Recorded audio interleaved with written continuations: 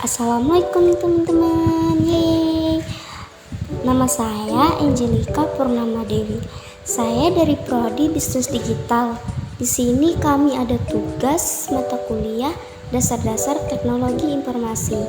Yuk simak videonya. Komunikasi ialah proses pengiriman dan penerimaan pesan antara dua atau lebih individu atau kelompok.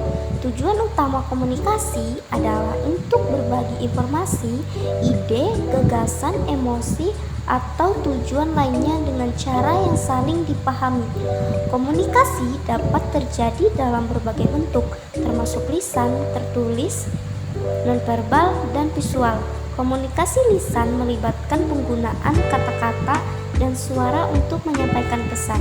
Sementara komunikasi tertulis melibatkan penggunaan tulisan atau teks.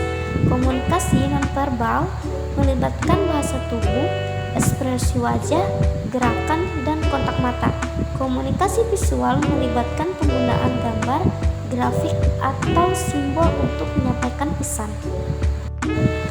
Komunikasi juga melibatkan proses encoding dan decoding pesan.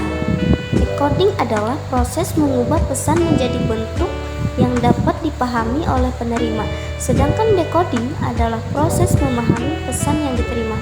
Selain itu, komunikasi juga melibatkan penggunaan saluran atau media komunikasi seperti telepon, surat, email, media sosial, atau tatap muka langsung. Pemilihan saluran komunikasi yang tepat sangat penting untuk memastikan pesan disampaikan dengan jelas dan efektif. Jaringan. Jaringan adalah sebuah kumpulan entitas yang saling terhubung dan berinteraksi satu sama lain. Istilah jaringan dapat digunakan dalam berbagai konteks seperti teknologi, sosial, atau biologi. Secara umum, jaringan mengacu pada struktur yang terdiri dari simpul yang terhubung oleh sambungan atau hubungan. Dalam konteks biologi, jaringan mengacu pada kumpulan sel atau organ yang saling terhubung dan berinteraksi dalam organisme hidup.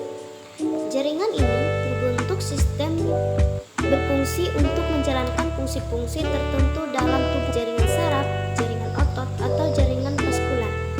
Secara umum, jaringan adalah konsep yang melibatkan koneksi dan interaksi antara entitas-entitas yang terlibat. Jaringan dapat memiliki struktur yang kompleks dan beragam dan dapat digunakan untuk berbagai tujuan seperti komunikasi, kolaborasi, pertukaran informasi, atau koordinasi. Ada dua jaringan. Pertama, jaringan komputer. Jaringan komputer terdiri dari sejumlah komputer atau perangkat lain yang terhubung satu sama lain. Tujuan utama dari jaringan komputer adalah untuk memungkinkan berbagai sumber daya seperti file, printer, dan koneksi internet.